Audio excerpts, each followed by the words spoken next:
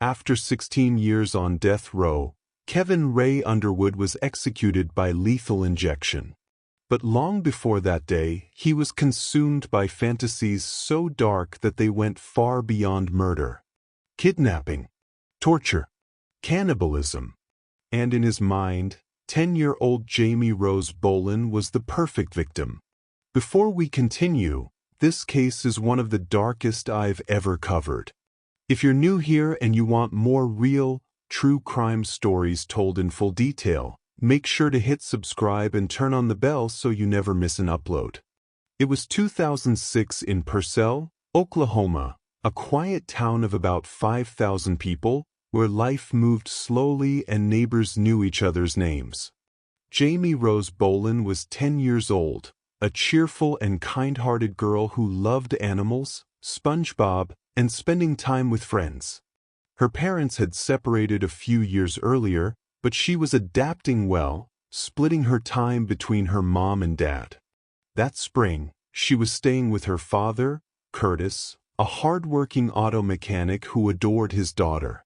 Curtis was strict about Jamie's safety. He kept an eye on where she was, who she was with, and whether she made it home on time. But in a small town like Purcell, danger felt far away. Unfortunately, danger was closer than anyone imagined. Kevin Ray Underwood was 26 years old at the time, unemployed, overweight, and living alone in the same apartment complex. To neighbors, he was quiet, shy, maybe a little awkward, but harmless. He kept to himself and spent most of his time online. But behind closed doors, Kevin's mind was unraveling. As early as 2004, he started thinking about killing. And he wasn't just fantasizing, he was writing it all down. On his computer, Kevin documented everything. He wrote in disturbing detail about abducting someone, torturing them, stabbing needles into their eyes, and chopping up the body like a butcher in a meat shop. He described cooking the remains, eating the flesh, and finding ways to get rid of what was left. Bones, organs, everything.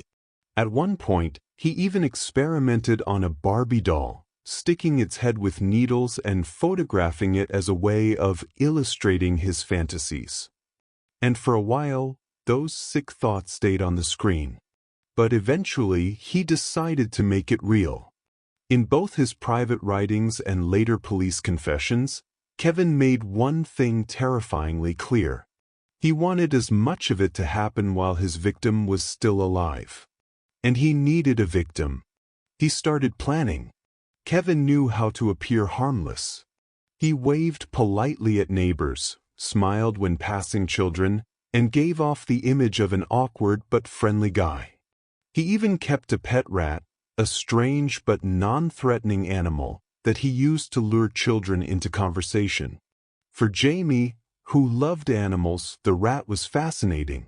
She began stopping by Kevin's apartment occasionally, petting the rat, watching SpongeBob, and laughing at its movements. Kevin made her feel welcome, never giving away what he was planning in secret. For months, he built her trust, knowing he would one day betray it. On Wednesday, April 12th, Jamie went to school as usual. She had plans to visit the library afterward, but stopped home first to change clothes. Kevin later admitted he had wanted to grab her before she ever walked into her house, so it would look like she disappeared on her way home from school. But he missed his chance. Still, when Jamie walked past his door, she asked if she could pet the rat again. He smiled and let her in. As Jamie knelt to pet the animal, Kevin crept behind her with a heavy wooden cutting board. He struck her, but instead of being knocked out, Jamie screamed. He panicked, striking her again and again. Through tears, Jamie cried out, I'm sorry, desperately begging for mercy she didn't understand she needed. She tried to run, but Kevin tackled her, pinned her down, and covered her face with his hand. He pressed down until the life left her small body, something he later admitted took nearly 20 minutes. Afterward, Kevin stepped outside and brought Jamie's bicycle in from where she had left it. But as he stared at it, a new problem hit him. The bike, he realized, would be harder to hide than her body.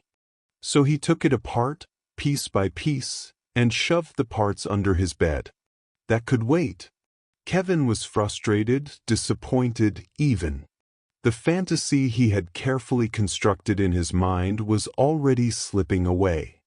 Jamie had died too quickly, before he could carry out everything he had imagined. But that didn't stop him. Even in death, he tried to force the rest of his fantasy onto her body. He attempted to violate her, but couldn't perform. Enraged, he dragged her into the bathroom and tried to decapitate her with a knife, hoping to set her head on his desk so it could, in his words, "Watch me." He later admitted he had planned to sleep beside her corpse for a day or two before cooking and eating parts of it. But the reality didn't match his imagination. Nothing was working the way he thought it would. In the end, defeated and exhausted, Kevin wrapped Jamie's body in plastic sheeting, stuffed her into a large storage tub, sealed it tight, and hid it inside his closet. Meanwhile, Jamie's father, Curtis Bolin, came home to find his daughter missing. He didn't waste a second. He called the police immediately. Within hours, a massive search was underway. Officers, firefighters, and neighbors spread out across Purcell, scouring fields, ditches, and parking lots, calling her name. When there was still no trace of Jamie the following day, the FBI stepped in, deploying more than 24 agents to join the search. Then came the first real lead. A neighbor reported seeing Jamie walking with a young man from the same apartment complex. But the problem was, no one seemed to know exactly who he was. On April 14th, 2 days later, 2 days after Jamie disappeared, police had set up roadblocks around the apartment complex, stopping cars and questioning drivers in hopes of finding a lead. At one of those checkpoints, FBI agent Craig Overby stopped a truck. Behind the wheel was Kevin's father. Sitting quietly in the passenger seat was Kevin himself. Kevin's father mentioned they'd heard about the missing girl, then casually added something that immediately set off alarms. Kevin actually lived right next door to Jamie. That single detail grabbed Agent Overby's attention. He asked Kevin if he'd be willing to step into a patrol car for a quick conversation. Kevin agreed. But the moment the door shut, his answers began raising red flags. When asked if he'd seen Jamie on the afternoon she vanished, Kevin admitted he had, saying he watched her ride her bike away from the apartment complex. That made him, at least for now, the last known person to see her alive. With suspicion growing, officers invited Kevin down to the station for a formal interview. Once again he agreed. But the red flags didn't stop. Everyone else who'd seen Jamie that day described the same outfit, the one she wore to school. Kevin, however, gave a completely different description. And what made it stranger was this. He claimed he only caught a quick glimpse of her riding off, yet somehow, he remembered every detail of her clothing from head to toe, with eerie precision. After the interview, agents offered to drive Kevin home. Once they reached the complex, they asked if they could take a look inside his apartment.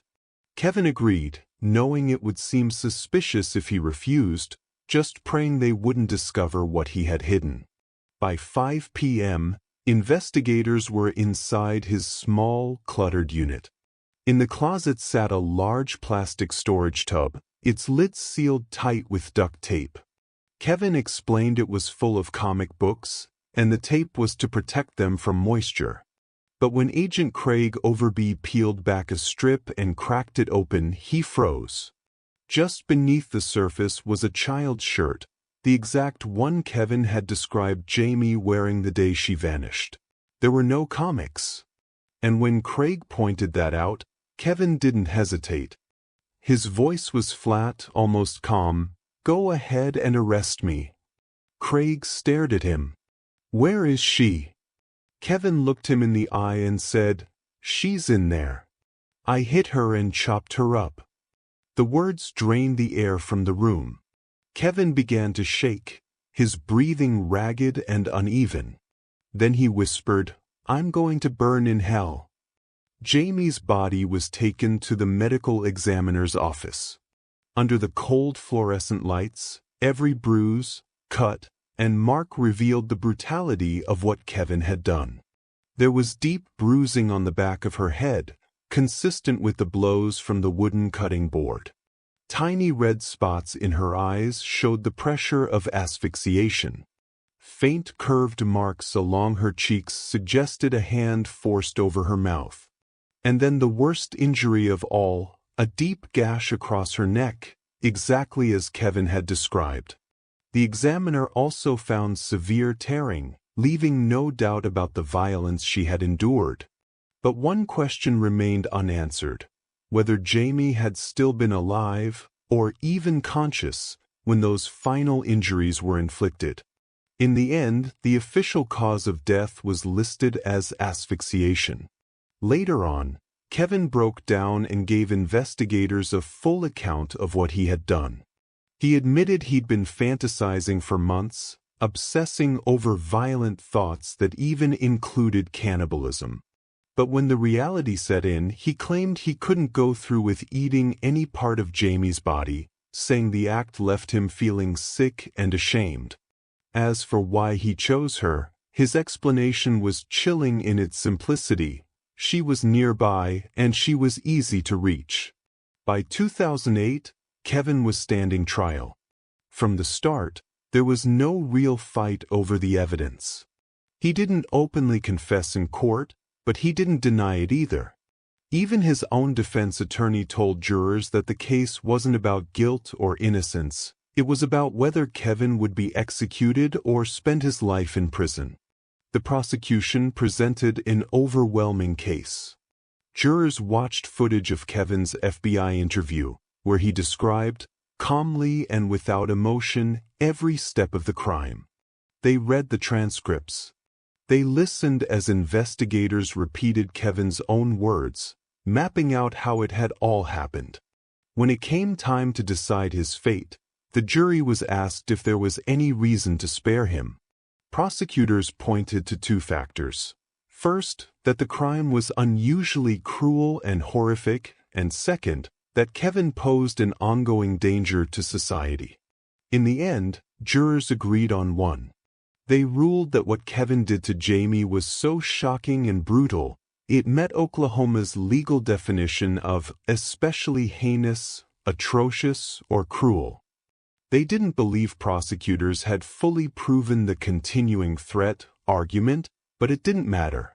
The defense tried to shift the focus, painting Kevin as more than his crime. Family members, old friends, and mental health experts testified about his struggles and his state of mind. But when jurors weighed it all, the horror of what he had done outweighed any plea for mercy. It took just 23 minutes to convict him of first-degree murder.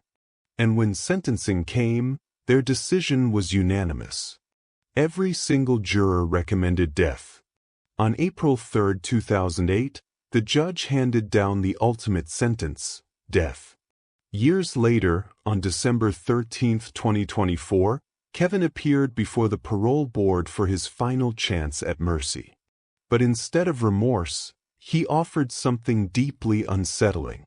He spoke about hoping for an afterlife where every desire could be lived out without consequence.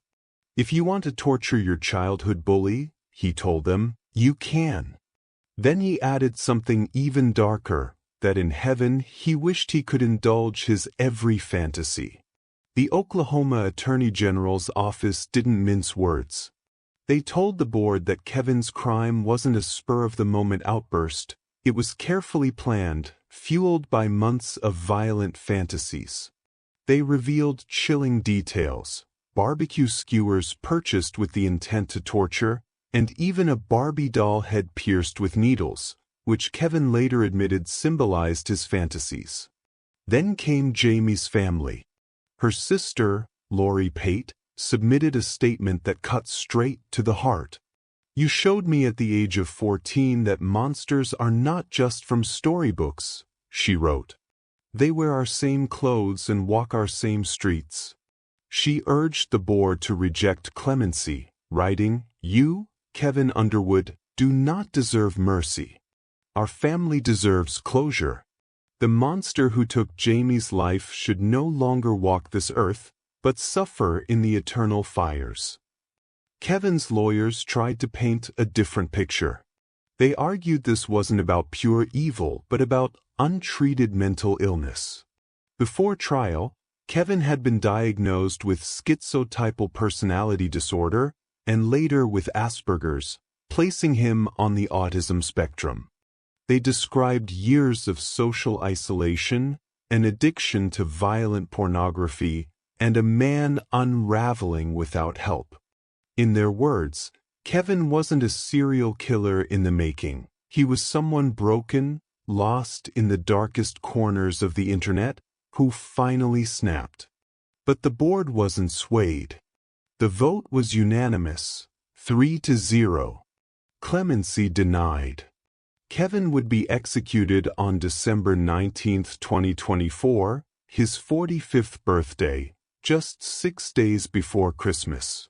That morning, Kevin requested a heavy last meal: chicken fried steak, mashed potatoes with gravy, a cheeseburger, French fries, pinto beans, a hot roll, and a soda. But as the execution hour drew near, the weight of it seemed to crush him. He broke down, saying, "The choice to execute me on my birthday, so close to Christmas, was needlessly cruel to my family. I'm very sorry for what I did, and I wish I could take it back." At 10:04 a.m., the lethal injection began. Kevin turned his head one last time toward his mother and legal team. His breathing caught once, his eyes closed, and his body went still. By 10:09, a doctor confirmed he was unconscious. At 10:14 a.m., Kevin Ray Underwood was pronounced dead. He was 45 years old. Jamie Rose Boland was just 10. Has justice been served? Or was Kevin Ray Underwood's execution simply the state's answer to unimaginable horror? Let us know your thoughts in the comments.